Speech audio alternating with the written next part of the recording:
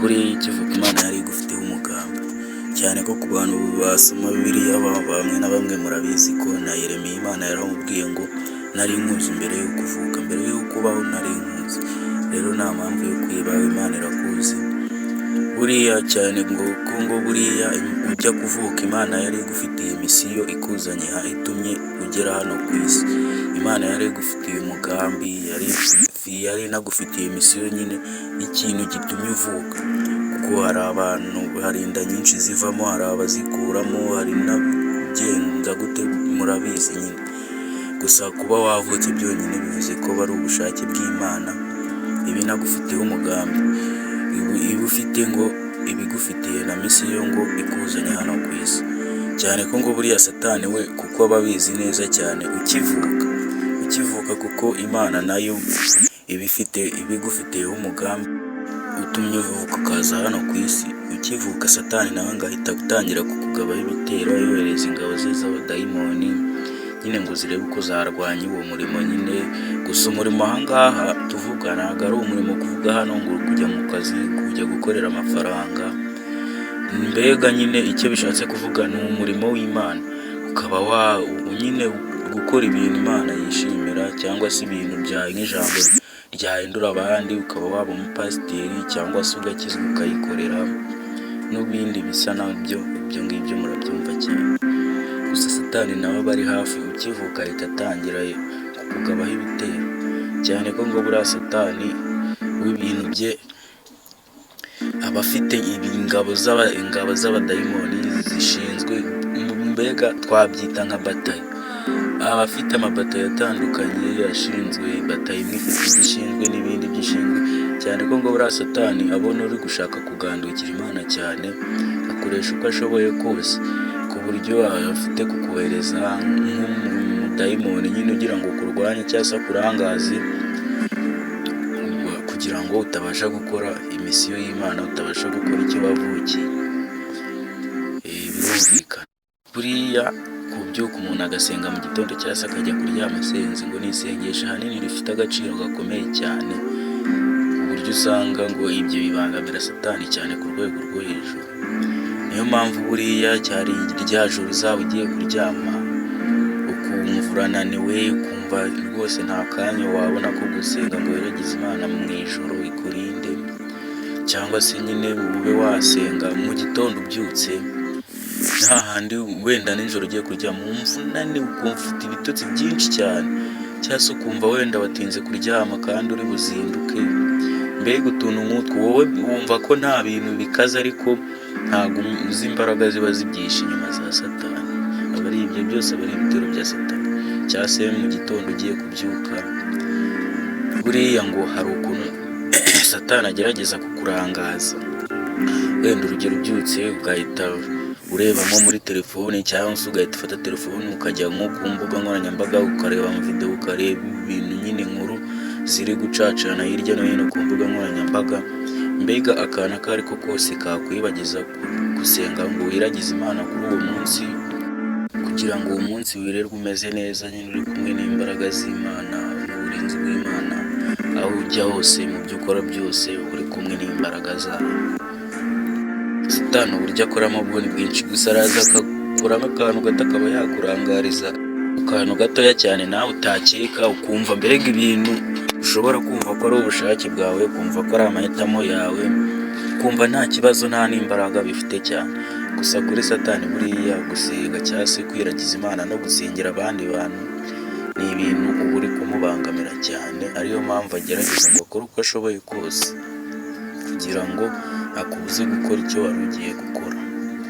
Niyo mpamvu rero mbere ya byose tugomba kwiragiza Imana kugira ngo ibintu birusheho kugenda neza, cyane ko n'Imana ibyivugira ko ntawayikoreye ngo yikorere amaboko rwose, kirazira.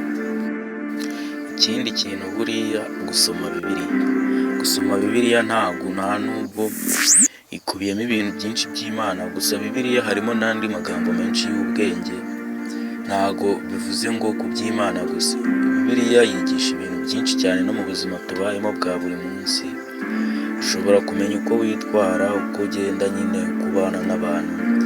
Bibiliya yigisha ibintu byinshi cyane n'ukuntu umuntu yabaho mu buzima, ntago habamo iby'Imana gusa. Niyo mpamvu buriya gusoma Bibiliya ari ingenzi cyane, bituma ukomeza kumenya ijambo ry'Imana, ukamenya ibyo yanga, ukamenya n'ibyo ikunda, mbega kugira ngo tuzatsindire buriya bwami bw'ijuru biragoye. Satani ari kutugenda runono, ari kutunaniza utuntu twinshi, adushukisha iby'isi. Umuntu arakora nyine, ariko tugomba gukora, tugashaka amafaranga, tugashaka ubuzima kugira ngo dutunge imiryango yacu, ariko nanone ntabwo dukwiye kwibagirwa Imana cyane ko Imana, ijambo ry'Imana riravuga ngo tugomba gukora nyine, tukagira n'umunsi wo kuruhuka. Murabizi ko nayo yaremye ibintu byose mu minsi 6, ku munsi wa 7 iraruhuka. Ku basomye Bibiliya muzayisome, birimo abantu bakunda gusoma Bibiliya murabizi cyane. Buriya Bibiliya ni igitabo cy'ubwenge cyigisha ibintu byinshi cyane. Salomo hari ibitabo byinshi yanditse, nka hano mu gitabo cy'imigani. Imigani yose ni iya Salomo. Ku bantu baba barasomye Bibiliya murabizi. Ikindi gitabo cya Salomo, igitabo cyitwa Umubwiriza. Umubwiriza nacyo ni igitabo cya Salomo murabizi. Ni igitabo cyo muri Bibiliya nyine yanditse cyitwa Umubwiriza. Hari n'indirimbo yanditse nazo murabizi ko Salomo yari umwami ukomeye cyane. Buriya ngo nta muntu, Imana y'ubwayo yarivugiye ati nta muntu wigeze ubaho umeze nkawe, nta n'uwo uzabaho nkawe. Kuko Salomo murabizi ngo yari umunyabwenge. Buriya Salomo twumva amateka ye y'ibyamubayeho cyangwa se ibyo yakoze, tukumva hari yari umuntu mubi. Salomo buriya ngo yari umuntu mwiza, yari umuntu w'igitangaza, w'umunyabwenge. Kandi Salomo yari umwami w'Abisiraheli. Ikindi, Salomo yubahaga Imana cyane. Murabizi ko Salomo akomoka kuri Dawidi. Dawidi ari we wari umwami w'Abisiraheli, Salomo niwe wagiyeho amusimbura. Ubwo Salomo rero yajyaga gusimbura, ubwe yaragiye arasenga, arangije asaba Imana ati Imana, ngewe ubwanjye ntacyo ndicyo. Muzasome Bibiliya muzagenda mubibona muri Salomo n'ibindi bitabo yanditse. Imana, ngewe ubwanjye ntacyo ndicyo, nta n'ikintu nzi, nicaye kuri iyi ntebe y'ubwami ko nta kintu nzi, ni wowe wo kumfasha kugira ngo mbashe kuyobora izi ntama zawe. Birumvikana Salomo yasenze asaba ubwenge Imana, gusa ngo Imana yaramwishimiye cyane ku rwego rwo hejuru, bituma Imana imusubiza ibyo yasabye byose. Gusa Imana ijya kumusubiza yaramubwiye iti sinkuhaye ubwenge gusa, ahubwo nkuhaye n'ubutunzi. Kuko ngo Imana yabonye Salomo ari umuntu w'umunyabwenge, asabye neza, mbega ubwo niko twabyita, yari asabye neza.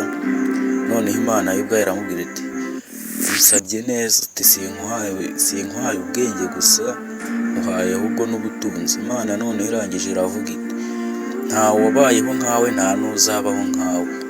Mbega urumva Salomo ni umuntu Imana iramwishimiye cyane ko ngo iyo yajyaga gutamba ku bicaniro, ngo yaragendaga akazana ibimasa ibihumbi n'ibihumbi byo gutambira Imana gusa ku gicaniro. Urumva Salomo yari umuntu mwiza cyane. Gusa turabizi twese nyuma byaje kumurangirira nabi, ubwo Imana yari yaramubujije gushakana n'abagore b'abanyamahanga. Salomo yaje kubirengaho, birakaza Imana cyane. Yaje kubirengaho, agenda abona abagore b'abanyamahanga ngo ari beza, atangira, kuko Imana yari yarabujije ko nta mugore, nta muntu wo mu gihugu cya Isiraheli ugomba gushakana n'umugore w'umunyamahanga. Gusa Salomo ibyo yaje kubirengaho, noneho atangira kugenda abona ngo abagore ari beza bo hanze aho, bituma arenga ku mategeko, ku masezerano yari yaragiranye n'Imana. Atangira kugenda binjiza mu gihugu cye cya Isiraheli. Mbega urabyumva ko yatangiye yaratandukiriye, arenga ku masezerano yagiranye n'Imana. Ko kugeza ubwo murabizi yaje gushakana n'abagore 700. Cyakora uyu mugabo yari afite irari, yaje ibaze ko yashakanye abo ngabo nabo basezeranye, abagore 700 nibo yashakanye nabo barasezerana gutya bagenda bakora ubukwe kandi ngo yagenda agafata nk'abagore mu gihugu kimwe afajya no mu kindi afata abandi, aragenda abo bakoze mariage aragenda ashakana n'abagore 700. Noneho nyuma y'ibyo aragenda ahita akubitaho n'inshoreke 300. Ibaze abagore 1000. Murumva ni ibintu bikaze cyane. Ubwo rero yaje kurenga ku mategeko, urumva abagore nibo bamugushije. Gusa ngo yari umuntu mwiza cyane ku Mana, ariko nyine ntawe buri icyo azira, yazize gukunda abagore cyane. Nuko nyuma abo bagore nyine bo mu banyamahanga batangira kugenda bazana ibintu bitemewe mu gihugu cy'Imana yari yaramubujije, bagenda bazana bya bigirwamana byabo basengaga, kandi ibyo ngibyo murabizi ko Imana ibyanga cyane. Imana igenda nyine babara ibona Salomo yari kwica amasezerano yagiranye n'Imana. Abo bagore bose urumva bagenda bazana ibigirwamana bitandukanye, basenga ibimasa, basenga ibiki byose bazana mu gihugu cye, urumva gitangira kugwa. Kandi nanone murabizi ko Salomo ubwo yasurwaga n'umwamikazi w'Ishiba, nawe ngo yari umukire cyane, yari umutunzi.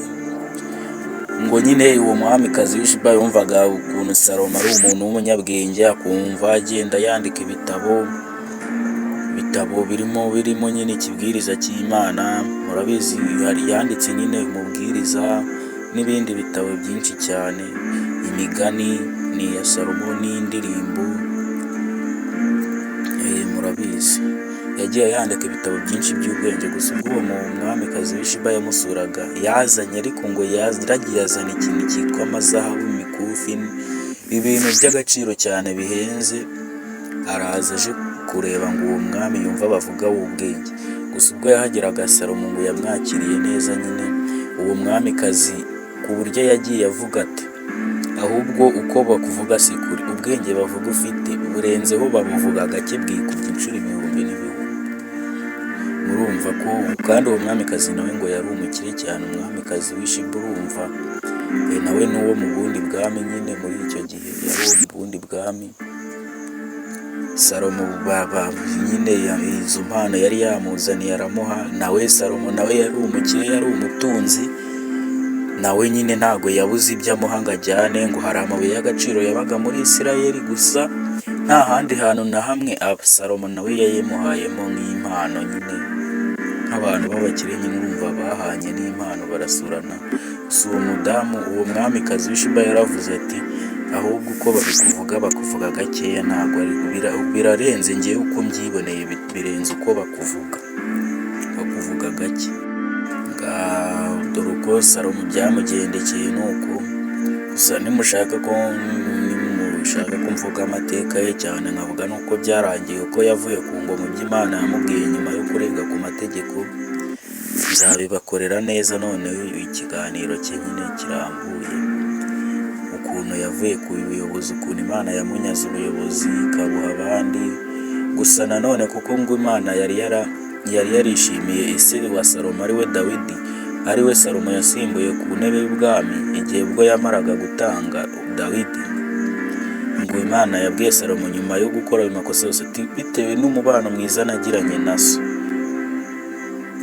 Nuko nyine nimushaka ko nkomeza ikiganiro nzagikomeza nyine, mumenye uko Salomo yavuye ku bwami nuko byaje kumugendekera nyuma. Mukomeze gukanda subscribe, dukomeze tuganira no ku bindi biganiro by'ubwenge. Ubundi ni ibintu by'Imana gusa, ibintu by'Imana n'utundi tuntu nyine tw'ubwenge. Ibintu by'ubwenge gusa nibyo mugomba kubona kuri iyi YouTube channel. Mukomeze gukanda subscribe.